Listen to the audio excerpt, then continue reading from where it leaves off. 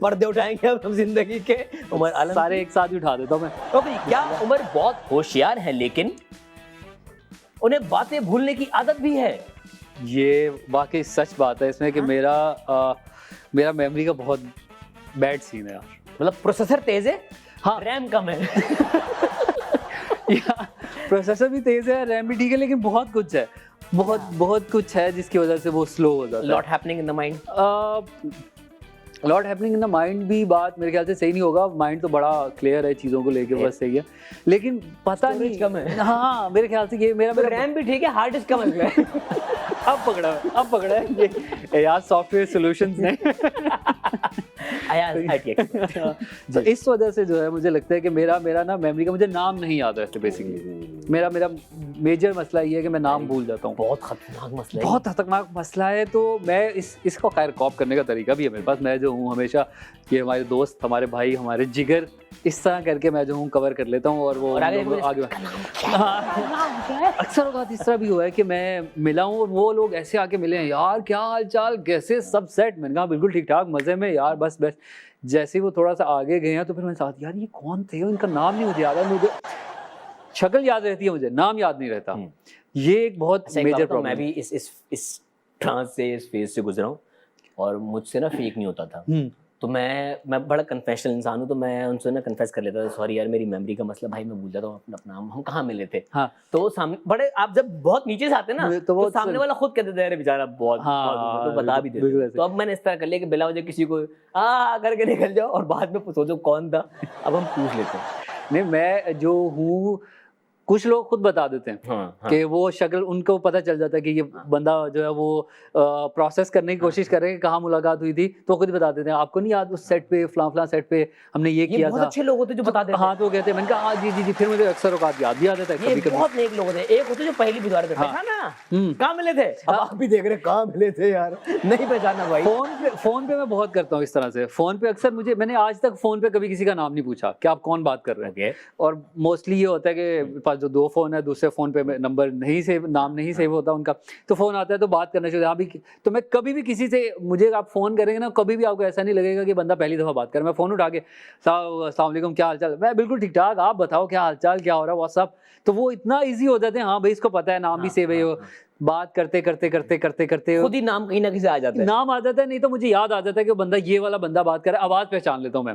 कोई एक आध एक्सप्रेशन उनका इस तरह का होता है जो मुझे याद रहता है, तो वो मैं पहचान लेता हूँ। तो फिर मैं कहता हूँ हाँ। सोच अगर कोई पहली दफा कॉल कर उमर और इस तरह बात कर ले, वो दिल में क्या सोचे, कितना छिचोरा लड़का यार, बिला वजह फ्री हो रहा है यार पहली कॉल पे। नहीं, अब तो वो लोग कहते हैं यार क्या अच्छी बात है यार, आप मतलब इतने मिलनसार हैं, इतने मिलनसार, इतने देखो जरा पता ही नहीं चल रहा। मिलनसार नहीं है, भुलक्कड़ है भाई। अगला, मजबूरी है बॉस, आदत। ओके जी, क्या उमर के बारे में खबर है? क्या खबर आ गई भाई? शादी के लिए लड़की ढूंढ ली है। पापा पापा पापा पापा पापा पापा पापा। यार मेरे ख्याल से इस पे ना पर्दा ही रहने दो। हम ये म्यूजिक कब सुन रहे हैं भाई जिंदगी में, बताएं यार? इंशाल्लाह बहुत जल्द सुनेंगे आप। Who is she? Who is the lucky one कहें? लकी वन भी हैं।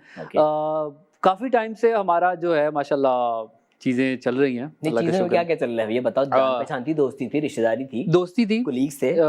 कोलीग्स नहीं थे, दोस्ती है अभी भी। बस मैं सोच रहा हूँ चीजों को, हाँ दोस्ती रहे और रिश्ता बढ़े। अब सोच रहा हूँ कि मैं उस दोस्ती को रिश्तेदारी में बदल दिया जाए। तो लोगों की लड़ाइयाँ नहीं होती? बिल्कुल भी बहुत होती है, इसमें कोई शक नहीं है। मतलब जहाँ शादी कर लो वो तो पहले सॉरी। यार मैं अभी सोच ही रहा हूँ इस बारे में बेसिकली। मैं मतलब ये नहीं कि उनकी तरफ से क्या है, उनकी तरफ से ये है कि मैं भी सोच रही हूँ, वो भी सोच रही हैं, मैं भी सोच रहा हूँ और घर वाले भी सोच रहे हैं। घर वालों को पता है? हाँ, घर वालों को पता है। मैंने जो है वो घर वालों को पता है, मेरे घर वालों को भी पता है और तकरीबन उनके घर वालों को भी पता है। तकरीबन उनके घर वालों को मतलब उनके छोटे भाई को पता है। बड़े तो बात करें, छोटे को बता दिया। छोटे भाई को और उनके बड़े भाई को पता है। छोटे भाई को पता है, बड़े भाई को पता है, और जो तोता और बिल्ली है घर में उनको पता है। उनके हाँ, और घर के पौधों को पता है, उनके कूलर को पता है। हाँ, कूलर को पता है, दरवाजे को पता है। तो कब हो रही है शादी, कौन है, क्या है, कुछ बताना चाहिए? अभी तो नहीं, मैं इस तरह से मतलब डिस्क्लोज नहीं करना चाह रहा यार। ये मैं बता दूं, ये वही हैं जो जिनके बारे में तमाशा में बात कर रहा था। तो जो लोग जानते हैं उनको पता होगा सबके बारे में कि ये कौन है। और क्या उमर ने तमाशा में अम्मी से फोन पर दुआओं के साथ पैसे भी मांग लिए थे? कौन लालची बच्चा भाई? ये रऊफ लाला जो है ना, हाँ। वो बहुत मेरा इसमें मजाक उड़ाया करते थे कि अम्मी से फोन पे बात कर रहा है जाते जाते और आखिर में कह रहे पैसे दे दो, मुझे पैसे दे दो। कैसा तू, कैसा आदमी है, कैसा है तू, है कि मतलब यानी कि कौन करता है अपनी बात में। सब समझा रहे, लाला मजाक कर रहा था, वो मजाक कर रहा था। मेरा मेरी अम्मी के साथ मजाक, मैं अल्हम्दुलिल्लाह हमारा बहुत ऐसा रिलेशन है कि मतलब मैं अम्मी को बेटा भी कह देता हूँ, मम्मी को शाजिया भी कह देता हूँ, उनका नाम भी ले लेता हूँ, सब जो भी समझ में आता है। हाँ बिल्कुल ऐसे ही है। वो मेरे ख्याल से वो उस तरह का नहीं है कि यार नहीं अपनी, लाला कहते थे माँ है तेरी, कैसे बात कर रहा है माँ से। तो मैं बात कर रहा तो सबको समझ आएगा हाँ भाई इसका इस तरह का रिलेशन है और वो इजी गोइंग है। लेकिन जब मैंने पैसे मांगे वो ऐसे ही था कि सारी बातें होगी हमारी। अब मैंने कहा कि मुझे दुआएं भी चाहिए और थोड़े से पैसे भी चाहिए आपसे। आखिर में मजाक में मैंने कह दिया था, लेकिन वो लाला को तो दिल पे लग गई बात, नाराज ही हो गई। आज भी मुझे मिलते हैं ना, ये इसने तो पैसे मांग लिए थे अपने बेटे के, अपनी अम्मा से फोन पे पैसे मांग लिए, अब मुझे दुआएं भी दे दे और पैसे भी दे दे। मैंने कहा लाला आप तो छोड़ ही नहीं रहे इस बात को। ओके जी, अगला, क्या उमर को चावल पसंद नहीं लेकिन? चावल पसंद नहीं मुझे, चावल, हाँ मुझे चावल पसंद नहीं है। चिकन पुलाव शौक से खाते हैं? बिल्कुल ऐसे ही है मुझे। मैं चावल पसंद है तो पुलाव में क्या स्ट्रेटजीज डाल रहे हैं आप? यार मेरी अम्मी के हाथ का पुलाव मुझे बहुत पसंद है। मतलब चावल, व्हाइट राइस नहीं पसंद आपको, ये कहना चाह रहे हैं आप? दुखती रख पे हाथ रख दिया। चावल जो है वो मुझे, जब मैं कराची नहीं आया था ना तब मुझे पसंद नहीं थे। ओके। तब मैं रात में चावल नहीं खाया करता था। मैं दोपहर में खाता था सिर्फ, और रात में अगर चावल होते तो मैं कहता था मैं नहीं खाऊंगा। और नखरे होते थे आपके जब आप घर वालिदैन के साथ रहते। अब बॉस कुछ भी दे दें कोई ऐसा मसला नहीं है, सब खाएंगे। क्या प्रैक्टिकल लाइफ में यही ऐसा ही है, बिल्कुल ऐसा ही है। खानों के जो मेन्यू होते हैं ना वो सब वसी हो जाते हैं। बिल्कुल ऐसे ही वसी, आप इतने एक्सेप्टिंग हो जाते हैं, आप हर चीज को अरे ये क्यों नहीं खाया मैंने, इतना मजे का था। आप सबर शुक्र वाले मोड में आ जाते हैं। बिल्कुल ऐसे है, बिल्कुल कि आप रिस्क को जो अहमियत देनी चाहिए वही दी जाए। काफी हम खैर बोलना नहीं चाहिए, लेकिन हमारे एक्टर जैसे मैंने सेट पे देखा है कि वो कोई खाना आता है, रिफ्रेशमेंट आती है तो वो फेंक देते हैं। तो प्लीज रिस्क की बेरुमती ना करो। और मैंने फिर ये भी देखा है कि उनके साथ हुआ क्या बाद में लाइफ में, क्योंकि हम ये रिस्क के लिए काम करें, रिस्क के साथ कभी वो मुझे ये लगता है कि मेरे ख्याल से, और काफ़ी लोग जो हैं सेट पे आके कहते हैं कि खाना खा रहे होते हैं, जब वो कहते हैं कि बहुत बुरा खाना है, बहुत बुरा खाना है, बहुत ही बुरा। मेरे ख्याल से ये बात बुरा और अच्छा तो है ही नहीं। आप कहें खाना मुझे मजेदार नहीं लगा, आप ये कहते हैं बुरा खाना, ये कहते यार मेरे टाइप का नहीं है। हाँ मुझे नहीं समझ आ रहा, मुझे नहीं समझ आ रहा। लफ्जों का चुनाव है बेसिकली, जो थोड़ा बेहतर करके आप करें तो वो चीज़ मुझे सेट पे जैसा भी खाना आता है, और मुझे सेट का खाना बहुत अच्छा लगता है। मतलब वाकई, क्योंकि एक तो घर में होता ही नहीं है, खुद ही पकाना पड़ता है, लेकिन सेट का खाना मजेदार लगता है, बगैर मेहनत के मिल रहा है। इस वजह से। अगला, क्या उमर की अम्मी ने ट्यूशन भेजा और वो बसंत मनाने चले गए? बैग पहन के निकल के पतंग उड़ाने? नहीं, मेरे एग्जाम से, एग्जाम से मंडे को मेरा मैथ्स का पेपर था। और क्या कहते हैं, संडे था उस दिन।